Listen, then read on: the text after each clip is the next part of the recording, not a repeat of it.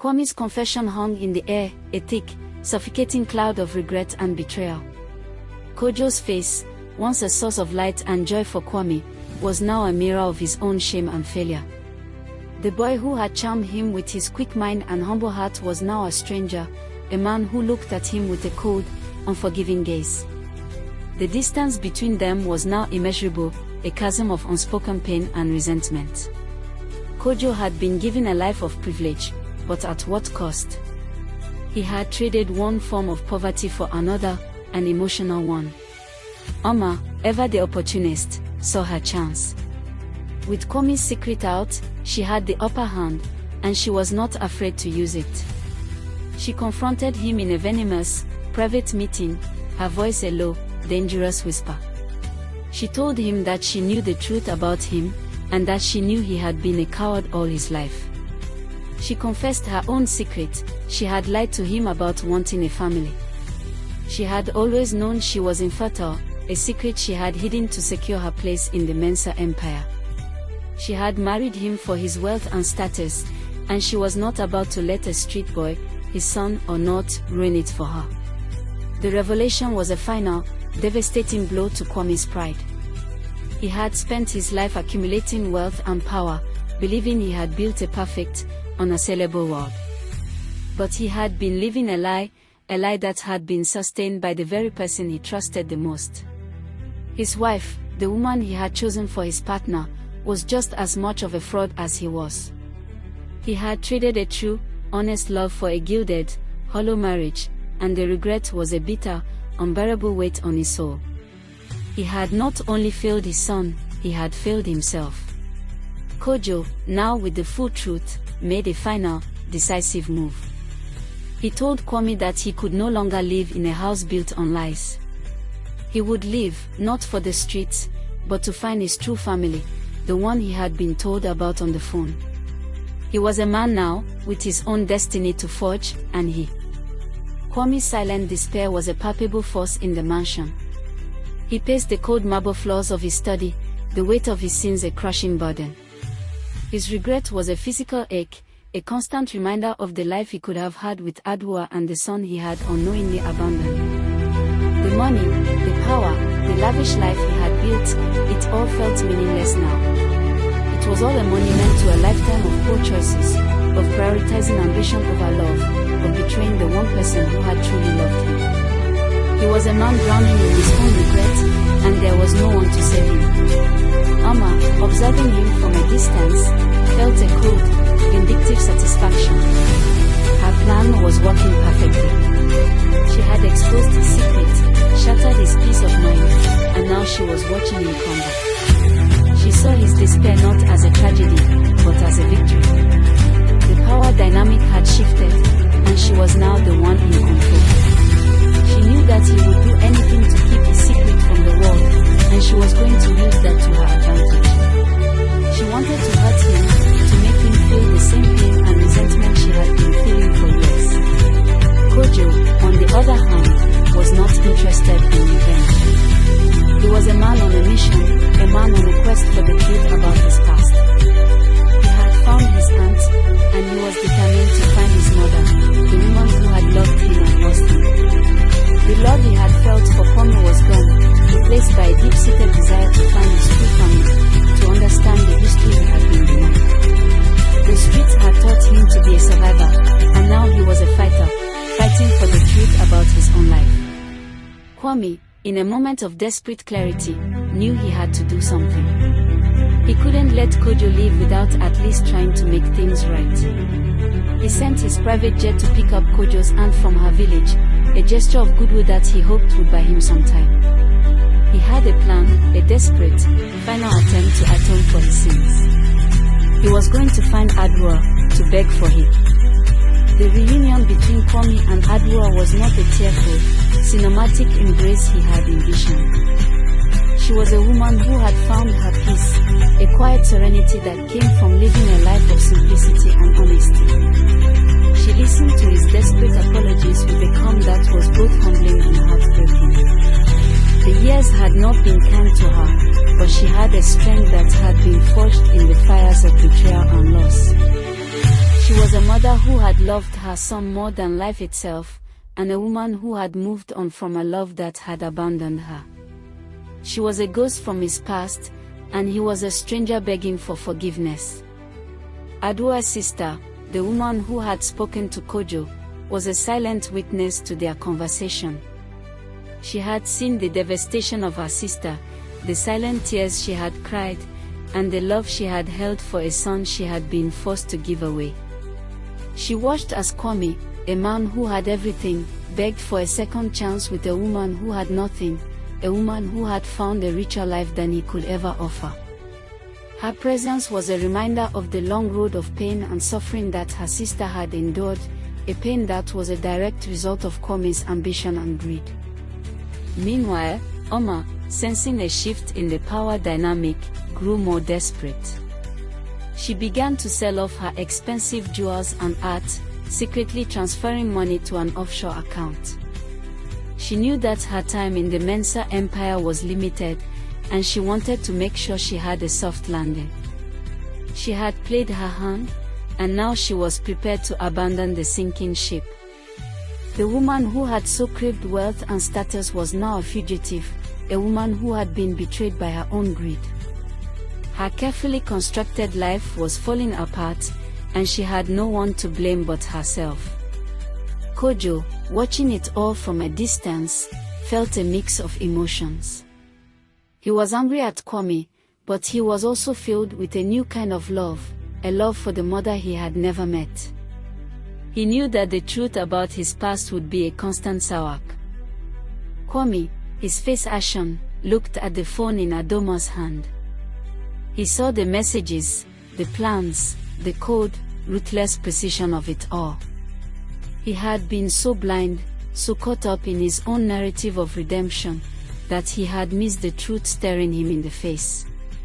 Kojo's ambition wasn't a sign of his brilliance, it was a sign of his hunger for revenge. He wasn't just taking over the business, he was taking it over to destroy it from within. He was a living time bomb, a betrayal that was now a reality. Adoma explained the plot, the connection to Kwaku, the man who had been her uncle's best friend. Kwaku had been bitter over Kofi's death, blaming Kwame for his brother's downfall. He had taken Kojo under his wing and had been grooming him for this very moment. He had been the one who had told Kojo about his father's story, about the locket, about Akio's plea.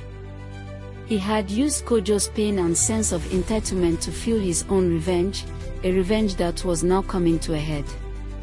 The betrayal was more profound than either of them could have imagined. Kojo wasn't a heartbroken boy trying to right a family wrong. He was a pawn in a larger game, a game of greed and envy played by two bitter, vengeful men. His quiet demeanor, his polite gratitude, his hunger for knowledge, it was all a mask, a calculated performance to gain their trust. The love he had shown them was a lie, a tool to be used against them. Kwame felt a profound sense of regret.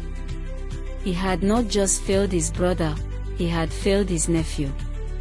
He had not just tried to atone for a lie, he had unwittingly given his enemy a weapon to use against him. His own kindness had been turned against him, his generosity a fatal flaw. He had opened his home, his heart, and his family to a boy who had been trained to hate him, to destroy him, and to take everything he had built.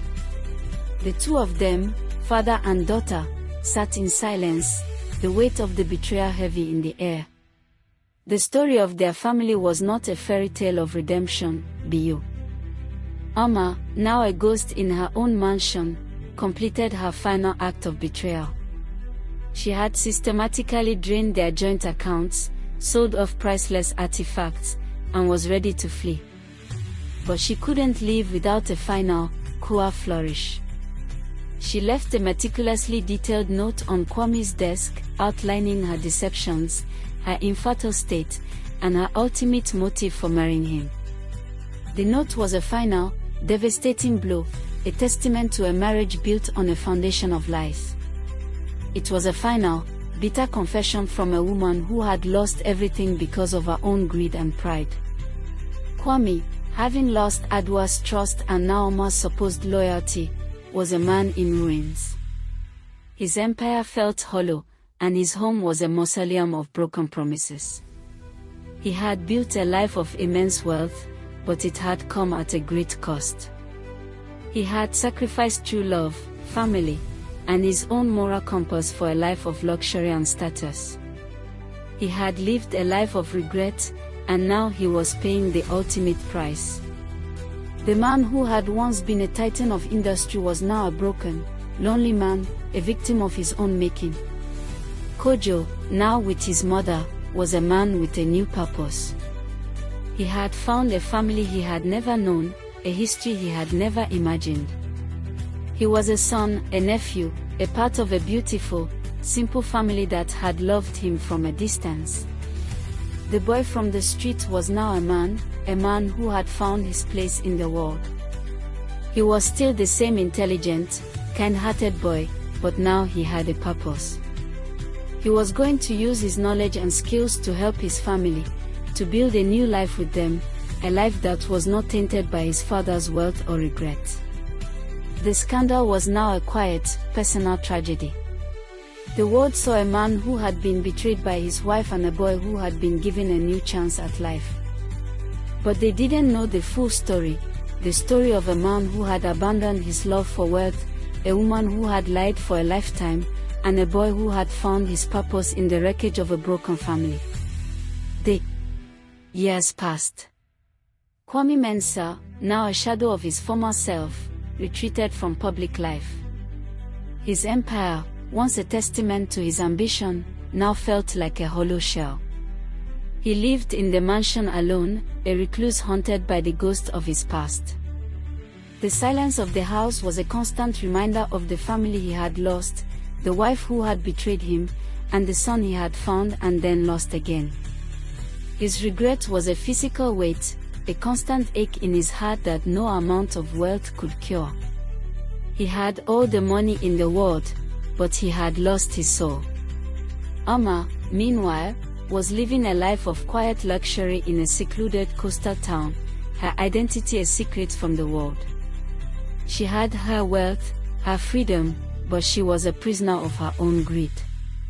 She had left Kwame with nothing, but she had also left him with the truth. She was a woman who had won the battle, but lost the war. She had her money, but she had no one to share it with. She was a lonely, bitter woman, a victim of her own ambition.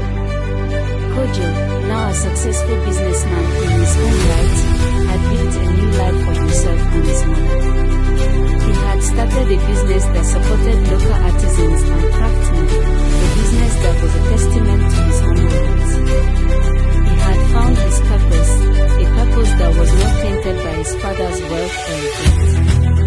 He was a man who had built his own empire, an empire of love, family, and purpose. He had a family he loved, a business he was proud of, and a life that was rich in ways that money could not buy. One day, Kojo received a call. It was Samuel, Kwame's loyal chauffeur. He told him that Kwame was sick and that he was asking for him. Kojo hesitated. The pain of the past was still raw, but he knew he had to go. He had to face his father one last time, to find some kind of closure. He was a man who had found his purpose, and he was ready to face his past. He was not a victim anymore, but a man who had found his strength in the ruins of a broken family. In the days following Kojo's departure, the silence in the Asante mansion was deafening. The once bustling house felt hollow, a tomb filled with ghosts. Kwame, a man who had always radiated power and control, now seemed old and frail. He sat in his study for hours, staring at a blank wall, lost in his thoughts. The betrayal had taken a toll on him, not just professionally, but personally. It had shattered his perception of himself, of his life, and of his legacy. Adoma tried to be a comfort to him, but she felt a distance between them now. The revelation had opened a chasm, a profound sense of disappointment and sorrow. She saw her father not as a hero, but as a man who had made a terrible mistake and had tried to cover it up with a lie. She loved him, yes, but the trust she had in him was gone. He had a family, but he had chosen a lie over them. He had chosen to live with a secret that had now destroyed everything. The public was still unaware of the scandal, but a quiet, insidious rumor began to spread. The senior executives, the staff, and the family friends all had their own versions of the truth. The story of the homeless boy who had been adopted by the billionaire was now a story of betrayal, greed, and a deep, family secret. The company's stock, once a symbol of stability, began to waver. Kwame's reputation, once unassailable, was now tarnished. The regret was not just a feeling, it was a living, breathing reality that was slowly suffocating him. Kwame's closest confidant, his lawyer and friend, told him that he had to go public to tell his side of the story. He had to defend himself, his company, and his family. But Kwame refused. He said the truth was too complex, too personal.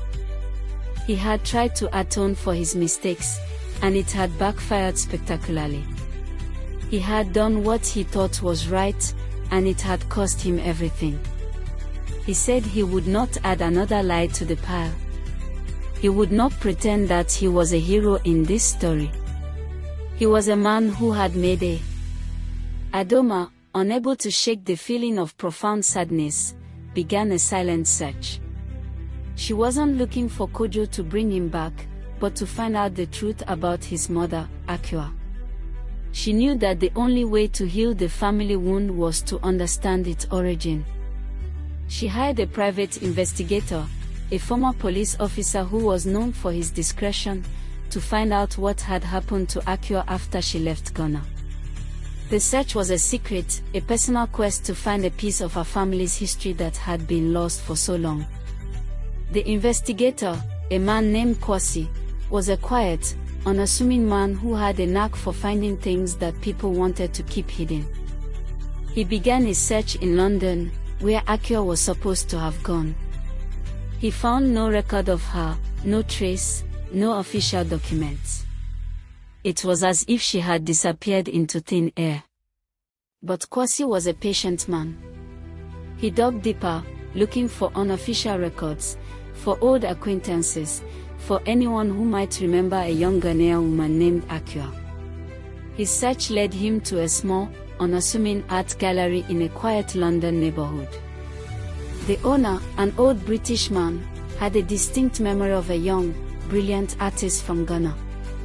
He remembered her art, a series of powerful, emotional paintings that depicted a broken heart. He remembered her name, Accra.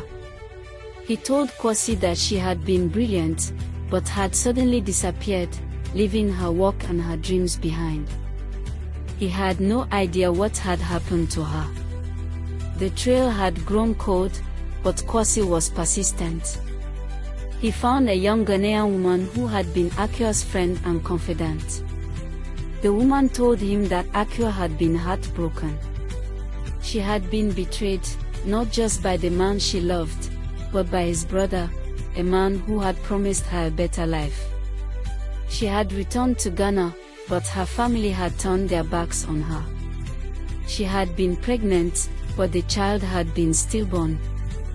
The loss, combined with the pain of betrayal, had been too much. She had taken her own life.